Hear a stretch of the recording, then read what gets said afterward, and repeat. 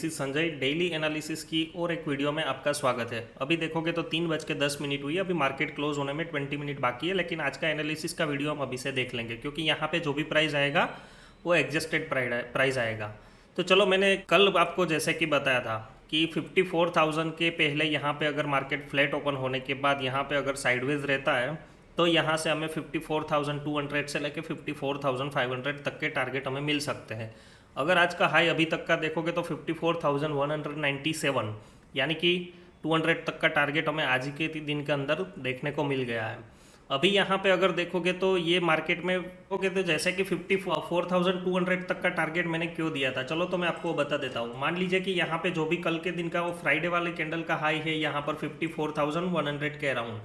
तो यहाँ पे अगर देखोगे तो ये हाई है, वहाँ पे जो भी लोग पोजीशन यहाँ पे कॉल शॉर्ट करके रखा होगा आज के दिन के अंदर, यहाँ पे मार्केट फ्लैट ओपन होने के बाद साइडवेज रहा है तो यहाँ पे वो लोगों ने अपने स्टॉप लॉस रखे होंगे, तो उनके स्टॉप लॉस हिट होते हैं। और यहाँ पे अगर देखोगे तो प्रीवियस हाई है उसको अगर ब्रेकआउट करता है तो यहाँ पे फ्रेश बायर भी यहाँ पे ऐड हुए होंगे। तो यहाँ पे दोनों के मोमेंटम की वजह से हमें यहाँ पे 100 से लेके 200 पॉइंट तक का यहाँ पे मूवमेंट मिल जाता है। और अपना जो ट्रेंड है वो भी अप ट्रेंड के अंदर है, तो यहाँ पे ज़्यादा पॉसिबिलिटीज़ रहती है कि अगर अगला जो राउंड नंबर आता है 54,100 से लेके 200 तक का हमें यहाँ पे टारगेट देखने को मिल सकता है। और यहाँ पे अगर देखोगे तो आज के दिन के अंदर एक सरप्राइजिंग ये हुआ है कि यहाँ पे मैं अभी आपको ऑप्शन चेन ओपन करके बताता हूँ। मैंने यहाँ पे ओपन करके रखा है 54,200 का यहाँ पे ऑप्शन का चार्ट। तो अगर देखोगे तो फ्राइडे वाली कैंडल है, जिनका फ्राइडे वाला डे का हाई है वो यहाँ पे है 127। और इसी तरह से हम 15 मिनट के अंदर यहाँ पे देखेंगे तो यहाँ पे कल फ्राइडे के दिन में जो मार्केट क्लोज हुआ था तब मार्केट यहाँ पे डे हाई के आसपास क्लोज हुआ था, लेकिन वो हाई निकाल नहीं पाया था। लेकिन आज के दिन के अंदर अगर देखोगे तो मार्केट है यहाँ पे फ्लैट ओपन हुआ था और अपने जो कल के दिन का हाई है, कल की कैंडल का जो हाई है उसको ब्रेकआउट किया था 12:30 बजे के बाद, 1 बजे के बाद यहाँ पे ब्रेकआउट हुआ था। लेकिन अगर यहाँ पे ऑप्शन के चार्ट के अंदर देखोगे तो पहले ही कैंडल ने यहाँ पे ब्रेकआउट कर दिया था। तो प्रीमियम जो कॉल के प्रीमियम है वो अपने स्पोर्ट से ज़्यादा मोमेंटम में चल रहे थे। उसका रीज़न यहाँ पे ये था कि यहाँ पे इंडिया विक्स अगर देखोगे तो इंडिया विक्स के अंदर अगर आज के दिन के अंदर यहाँ पे 8% जितना इंक्रीज हुआ है। तो इंडिया विक्स जब ज़्यादा बढ़ता है तो ऑप्शंस के प्रीमियम में ज़्यादा मूवमेंट होती है। तो इंडिया विक्स बढ़ने की वजह से यहाँ पे आज के दिन के अंदर हमें थोड़ी ज़्यादा मूवमेंट मिली है। लेकिन अगर इंडिया विक्स मार्केट ऊपर जा रहा है और यहाँ पे इंडिया विक्स भी बढ़ रहा है तो यहाँ इंडिया विक्स का मतलब ये होता है कि अनसर्टनिटी अब यहाँ पे ज़्यादा होने वाली है। तो यहाँ पे देखोगे तो यहाँ पे सेलर्स ने अटेम्प्ट किए और बायर इतने स्ट्रॉन्ग यहाँ पे इंटरेस्टेड है नहीं। मार्केट भले ही 54,200 तक का टारगेट हमें दे दिया हो, लेकिन यहाँ पे इंडिया विक्स बढ़ने की वजह से हमें ऑप्शंस पे ज़्यादा मूवमेंट मिली है। तो अभी यहाँ पे क्या क्या पॉसिबिलिटीज़ हो सकती है, अगर मान लीजिए कि कल के दिन के अंदर इंडिया विक्स डाउन होता है और मार्केट 54,500 तक का टारगेट हमें देता है तो भी यहाँ पे हमें प्रीमियम पे मूवमेंट शायद ना भी मिले। अगर इंडिया विक्स कूल ऑफ होता है तो उस चीज़ का हमें ध्यान रखना पड़ेगा कि ऑप्शन बायर के लिए वो यहाँ पे हार्मफुल हो सकता है कि इंडिया विक्स अगर डाउन होता है और मार्केट ऊपर जाता है तो यहाँ पे हमें इतना टारगेट ज़्यादा ना मिल सके।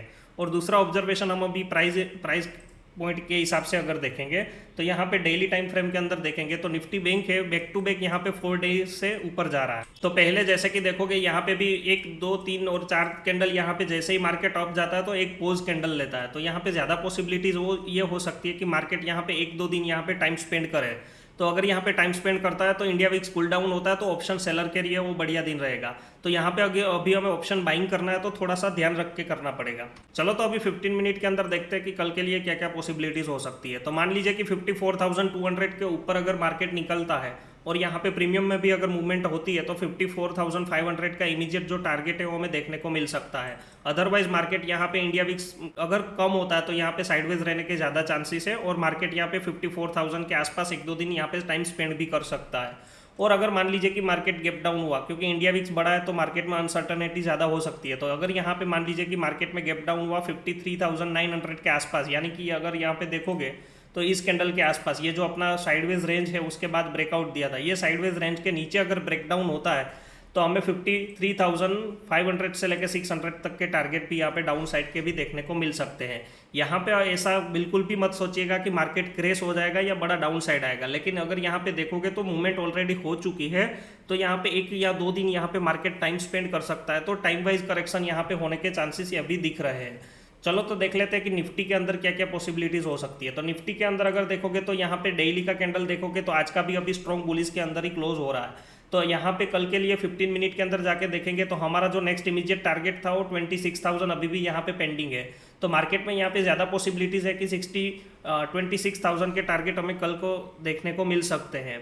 तो अगर मान लीजिए कि मार्केट अगर फ्लैट ओपन होता है, फ्लैट ओपन होने के बाद यहाँ पे 25,950 के ऊपर अगर निकलता है तो 26,000 से लेकर 26,100 तक के टारगेट हमें यहाँ पे देखने को मिल सकते हैं। और मान लीजिए कि कल के दिन के अंदर अगर गैप डाउन हुआ 26,850 के नीचे अगर गैप डाउन होता है तो मार्केट में यहाँ पे वॉलेटिलिटी होकर साइडवेज होने के चांसेस यहाँ भी हमें देखने को मिल सकते हैं।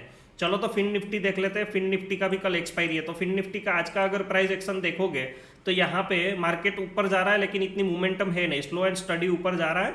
तो यहाँ पे भी हमें अगर मान लीजिए कि 25,000 का यहाँ पे नियरेस्ट रेजिस्टेंस है, 25,000 के ऊपर अगर मार्केट निकलता है तो यहाँ पे हमें एक मूवमेंट मिल सकता है जो 25,100 से लेकर 25,200 के टारगेट दे सकता है। लेकिन डाउन साइड का अगर हमें फिन निफ्टी में ट्रेड देखना तो भी हमें यहाँ तक का वेट करना पड़ेगा या गैप डाउन होने का वेट करना पड़ेगा। मान लीजिए कि अगर गैप डाउन होता है 24,800 के नीचे तो यहाँ पे हमें जो इमीडिएट टारगेट मिल सकता है 24,600 से लेकर 24,700 के तक के टारगेट हमें यहाँ पे देखने को मिल सकते हैं। अगर इंडिया विक्स कूल डाउन होता है तो मार्केट यहाँ पे साइडवेज रहने के चांसेस ज़्यादा है और धीरे धीरे अगर मार्केट ऊपर जाता है तो भी प्रीमियम पे मूवमेंट ज़्यादा दिख नहीं रही है। तो ऑप्शन बाई करने के लिए हमें अपना दिन देखना पड़ेगा कि जैसे कि आज के दिन के अंदर देखोगे तो इंडिया विक्स डाउन से अप की ओर जा रहा था तो यहाँ पे ऑप्शंस बाइंग के प्रीमियम ज़्यादा अच्छे रहे।